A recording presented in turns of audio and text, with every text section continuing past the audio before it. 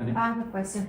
So there's like a few of them are when we think about our superiority towards another person, Yep. and then the others is like when we are not humble towards God, and then all of those fall under the category of the self-reliance.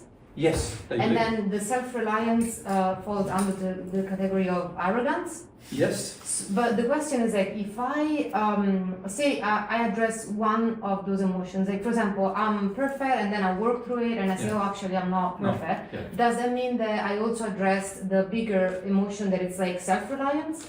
Well, when you say the bigger emotion, all the emotions you mentioned are smaller problems, they're not bigger problems. So these are the biggest problems because they are the biggest sins. Remember I said the spiritual sins are the worst ones you can do. So these are the biggest problems, and the emotions they cause, like self-reliance, the attitude of selfishness, and all these other attitudes, they are emotions which are the result of these beliefs. Also, it's the other way around. It's the other way around. So if I get rid of that belief, the I am perfect or I am better than others belief, for example, let's say I get that, work through that, then of course that's going to change the way I treat people. It's going to change my attitude towards sin. I'm going to recognise that I am a sinner rather than thinking that I'm not. And it's going to also change my attitude to God, that maybe I should ask God what my sins are rather than just ignoring God. Right? So these spiritual beliefs are higher, not lower, than the emotions you're experiencing. The emotions, you could say, are the subsequent result of the spiritual sin being embedded in my soul. And the emotions I have then are the result of the beliefs being acted upon. Yeah? Make sense? I'm struggling a little Struggling? bit. Like, I'm struggling just because I feel like when you say the emotion, isn't like these ones that we're writing out are the beliefs. And then the emotion is going to be self-reliance. So the self-belief manifests into the emotion of self-reliance. No, the emotion that causes your belief drives a whole heap of other emotions that are out of harmony with love. Okay. That you wouldn't have unless you had the belief. So for example, if I go back here, if I have the belief that I'm better than others, just that one belief, then when I'm interacting with you, I'm going to have certain emotions towards you. Some of those emotions are, I'll be condescending with you. Okay. I'll go, oh, Danny, you really don't know what you're talking about, do you? You've really got no idea about life, have you? Right? That'd sort of be one of the attitudes I might have if I have the feeling I'm better than you, right? And then another attitude might be, my life's more important than yours. You know, you're one of these people in Africa who haven't really got things together. I live in America, we've got things together in America, right? So you might even have that feeling, right, towards another. Now, there are feelings, emotions, that are sins, that are coming from this underlying belief you have, which is also emotional, which is, I am better than these people. Does that make sense? Yeah. So if I get rid of the I am better, so I cross that off my list of sins by going through the process of repentance. Right, obviously this one's going to have to go as well at the same time, isn't it? And probably quite a number of these. But once I cross those off my list, now when I come to you and you have a different opinion than me, instead of being condescending with you, I'll go, well, I disagree with that. Do you want to know why I disagree? Right? So there's the cause and then everything else. That's right. So everything, all the emotions you could say that you're experiencing towards others that are sins are really the effects of the spiritual sin, which is the cause, which is really, if you trace it right back, it's a faith that I have here. This is actually, the spiritual sins are all faiths. They're all things I believe for my future. So I am better means I've got a faith that I am better, so that means I'm going to act like I'm better. Until I get rid of that feeling, until I can feel that I'm equal, I will continue to act like I'm better. And whatever situation comes along, I'll act like I'm better. So let's say there's a shortage of food in the supermarket. I'll act like I deserve the food first, right? If there's a feeling that if you have more money you're better, then I'll go for more money because that will make me better. If there's a feeling that I come from a certain family or certain race of people and that makes me better, then I'll look at every other race and go, yeah, see, you're not as good as us, see? You know? And when I see the Olympics, I'll be barracking for whatever I think is better. America. Right? So, can you see it'll play out in a lot of areas of my life, just seemingly innocently, but not really innocently, because these are big sins that pervade large areas of our life. When we look about correction of children, for example, we go, well, in America we have better children, you know, because we're better.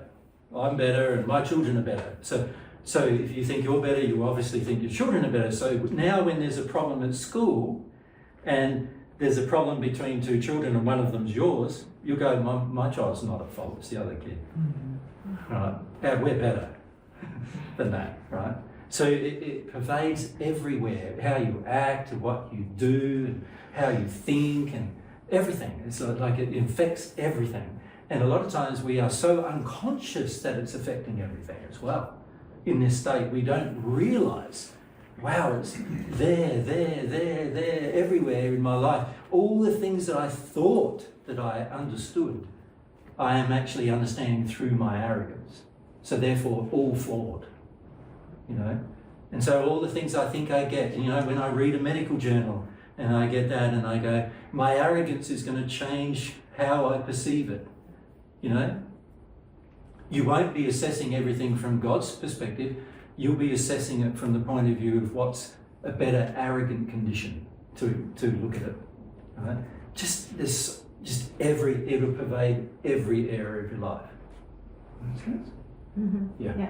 I think too, I misunderstood, and I'm only starting to understand that a belief or faith, as you call it, isn't something that's in your head. No. And that's what's so confusing, because it comes at a time when you're really young and you form these. Not always. Not always when you're really young. Most people, in fact, develop them during their teenage years. They have an experience in their childhood which does sort of formulate some of their belief systems, but many of their belief systems come from the teenage years where you're sorting out your life and making decisions and choices, and you're rejecting certain things from your childhood but accepting other things from your childhood and making decisions about them. And so yes, a lot of times your sins, your beliefs are going to be different to your mum and dad's, but they're still flawed. Right, so your mum and dad might be Christians, and you might decide, I'm not into that, you know, that's all so wrong, and it's got all this problem with superiority of men over women and all these other things. So you decide, no, New Age is better, so I'm going to go for that, not understanding that you also, the arrogant feeling is now New Age is better. You know, we've got better belief systems, we're better than you are. You know, look, I've become a vegan, I'm better than all the meat eaters, you know, that kind of thing. You know, these are attitudes that develop, and you often develop them not just in your childhood, but throughout your life. Yeah, you might have an experience with a partner where you had a fairly good relationship at the beginning, but then it decayed, and he became more and more like passive. You know, like he became one of these guys who basically expected you to go to work and come home and clean up after him, and he became like video game player or whatever over the course of his life because of whatever injuries he had, and you started developing arrogance towards him and saying, you know, he's weak man, stupid, like this video game crap, you know, what's going on there, and you develop this sort of attitude of because you're the one who gets everything done in the family, that makes you better, and so the arrogance develops there. You know, I'm better than these guys that are like that.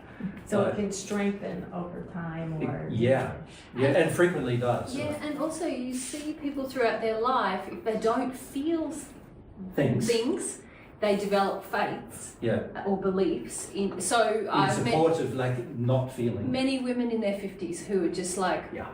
Romance is a sham, men are horrible. They didn't have that belief when they were 15, but they had some life experiences that they didn't grieve, And now And also some experiences with their father they didn't grieve.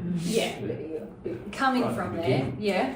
Yeah. But it's become their own belief now. It's become something strengthened inside of them. It's something that, whereas when they were 15 or 25, they might have taken some chances, and risked their heart, if you like, in a But relationship. now when they're 50, they're never going to do it again. So they've got a faith for the future that any relationship with a man is going to end in heartache Disaster. or harm or what have you, and it becomes their faith then. Yeah.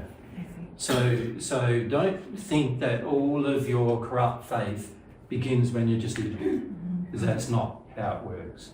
And in fact, if it was how it worked, God wouldn't attribute any of the sin to you.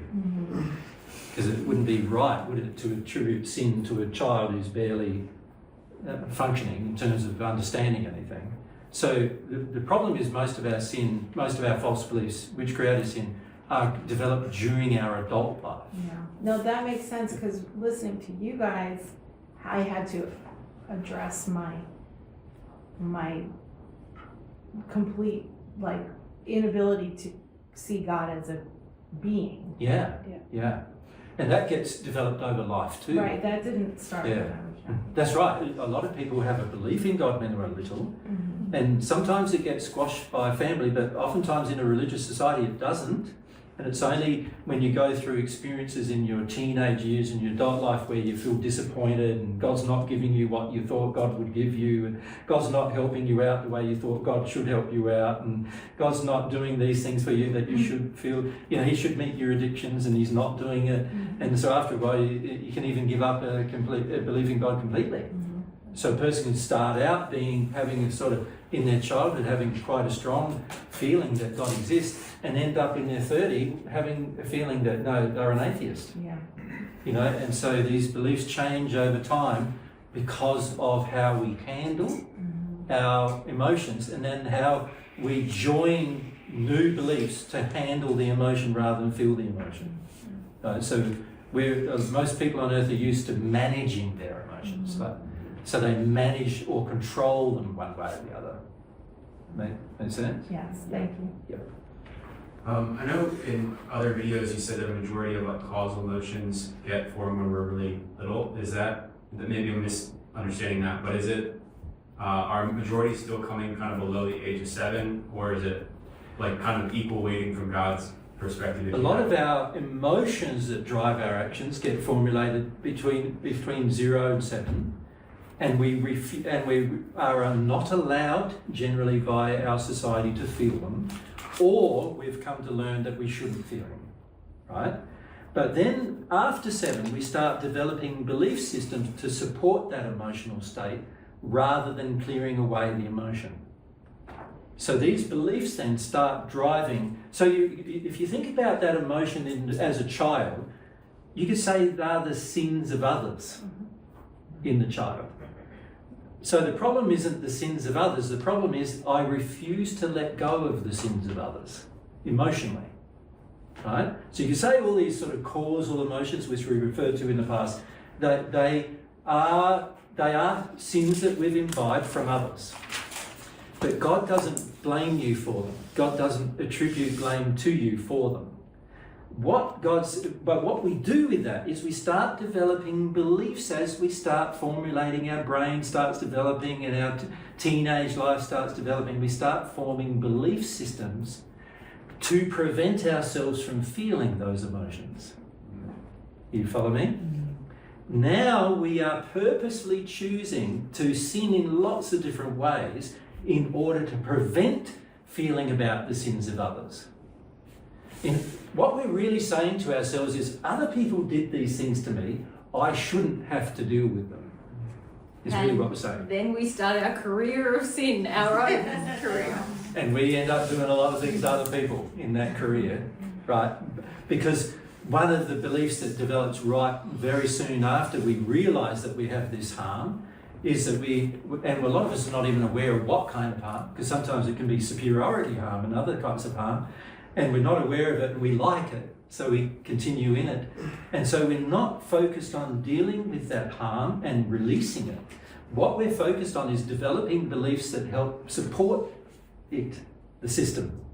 Developing beliefs that help me suppress it. to help me control it, to help me get away from it without feeling it is the goal. Follow-up question on that. So when you feel the belief, is the belief itself, like in an isolated way, going to be an emotion, or is it just like? Well, it's going to lead you to many emotions, isn't it? Because there might be many reasons. So, for example, if you have a feeling that you're better, there might be many reasons why in your childhood you have imbibed that belief.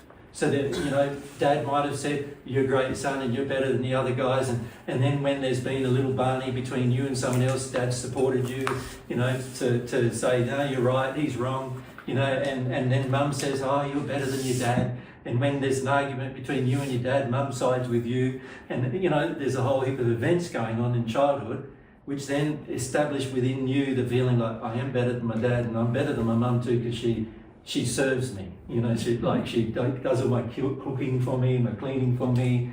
Many women believe this is loving their child, but it's not. And so I grow up now. Now I'm in my teenage years, so I'm starting to experiment with this now, with this concept of how good I am. Yeah? And in the process of experimenting with it, I'm now joining all of these emotions with belief systems that I carry on through the rest of my life. And so once I start addressing the sin of the belief, and remember, here we're talking about the priority of sin, the spiritual sins being the biggest. One spiritual sin helps cover over so many emotional sins. One spiritual sin. So the spiritual sin of arrogance covers over many, many emotions that I've got going on. Some of them which I feel are painful, but other ones which I feel are pleasurable. That I'll have to give up. That I would have to give up if I wasn't arrogant. So an example of that is I like feeling superior. I think it's pleasurable, let's say. So that's an example of an emotion that I think is pleasurable, but I don't have to give it up, right? And so in that process, you've got the belief now is supporting all of your future decisions. I am better than you means that I can now start to do more things, sinning against the concept of equality. Sinning here, sinning there, sinning here, because I think I'm better and I deserve it. Right? Now, I might not have felt that when I was 7. When I was 7, I might have just had a number of emotions that I would have had to deal with. But I didn't want to deal with them for whatever reason, or I liked them, and so therefore I want to keep them. And as a result of that, I'm now developing beliefs which support me keeping all of that, as well as support me sinning in further ways. Right? So all of that childhood emotion, what you call the cause of emotion, that's not the actual sin of mine. Often it was other people who trained me in those things before I was developed enough to even understand, right? But what is the sin of mine is me avoiding it. And then using unloving techniques to avoid it in the future, and also using unloving techniques to develop an attitude towards others that causes damage to them. That's my sin. Right? In the 2019 assistance groups, not up. But the outlines are up. They are. Yeah. And there's some outlines about, you know, what's my sin and what's other people's sin. If you have a look at those lists, you will see that, you know, some of the things we said, this is my sin and this is other people's sin. And it was funny with the group, because when we did the group, we said, how much of your sin is other people's sin that you've imbibed and how much is yours? And the average person said, well, pretty much all of it's what other people did. Right? And then this is a little bit of what I did in response to what other people did. Right? And actually, when you start looking at the list that we wrote on this, on one of the outlines, you'll see that there's 1 or 2 things that are listed at the beginning of what other people did, and then the rest you did. Right? And much of what you did was conscious. And when I say conscious, during your teenage years, for example, much of what you did, you felt and even had some inklings they were wrong, but you still went ahead and did them anyway. You even had a partially working conscience still back then sometimes, and you still went and ahead and did them anyway. Like, you ignored the conscience and everything in order to do them, So you even felt they were wrong while you were doing them sometimes, right? And this is what we need to come to terms with, that this is what we've done. Something we talked about in that group was the pain and suffering in our life right now. Where is that coming from? And a lot of us think, oh, that's coming from what happened when I was a child. But actually, the majority of the pain and suffering in your life right now has come from what you've done to avoid just a tiny little bit of pain in your childhood. Yeah. You've created this big mountain of pain because you didn't, taking actions, making decisions in the way that you treat yourself and others and in the environment every day to avoid that, and that's creating a lot of pain, suffering, and compensation in your life, which is the pain and suffering is the compensation in your life. Yeah. So a lot of the pain and suffering of a child is not as a result of their own choices and decisions. It's often the result, but although that being said, nowadays the way children are being brought up, oftentimes by the time they're 3, they're starting to engage these things that a normal person at 7 or 8 would have engaged in the past. But so unfortunately, there is a lot of tendency in the latest generation of children to be almost without law in their household, without law in society, without feedback, without loving feedback, in society, because most of the parents of today's generation feel, I had terrible feedback, it was terrible for me, so I'm not going to give my children any feedback or any rules or any laws or any guidance or any direction. And this creates children who are not only quite unruly and therefore lawless, who believe they're the gods. And in fact, nowadays you often see a 3-year-old in the family bossing the entire family, which means the 3-year-old already believes he's God in the family. So they're going to have to deal with which is disturbing, right? Yeah. But then on top of that, this 3-year-old is acting in a manner that is without law, without principle, and therefore now that child is going to grow into an adult. So instead of being a teenager who flirts with all of these concepts, they're going to be a 7 or 8-year-old flirting with all of these concepts of how I can use my power and how I can use my arrogance and how superior I am over everybody and so forth. So you can see, I don't really have a lot of confidence that in the current generation of children solving mankind's problems, because the prior generation of parents who brought up this generation of children have done such a bad job with the parenting and the education process that this generation of children has turned out to be even more in addiction than the last generation of children were. And the more addiction, the more sin. So it's unlikely that anything is going to be fixed from that outcome. Yeah.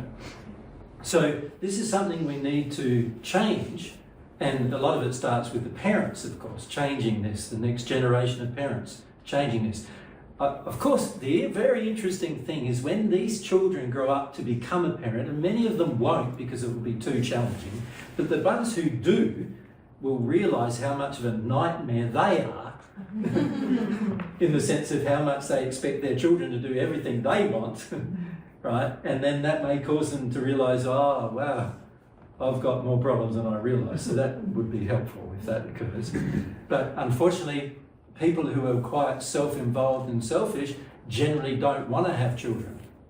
So that's also a problem, because it means that there's no corrective agency for the parent who is in this state of selfishness to see how selfish they're being.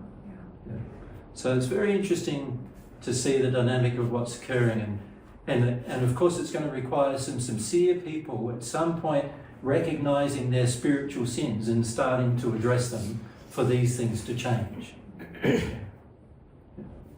I'm just wondering, what you said where if only we dealt with that small thing, and because it has morphed into this ginormous thing and all these problems. When you say morphed, you like, know, whereas evolved or well, devolved. no, it hasn't evolved or morphed. This hasn't evolved or changed at all. We That's haven't right. touched it. The original problems in your childhood have not evolved and changed into this big thing. What's happened is you've avoided the original problems Right. and created, not morphed or It It's will- not these things. You've Yeah. created on purpose a whole set of avoidances of those things. Right.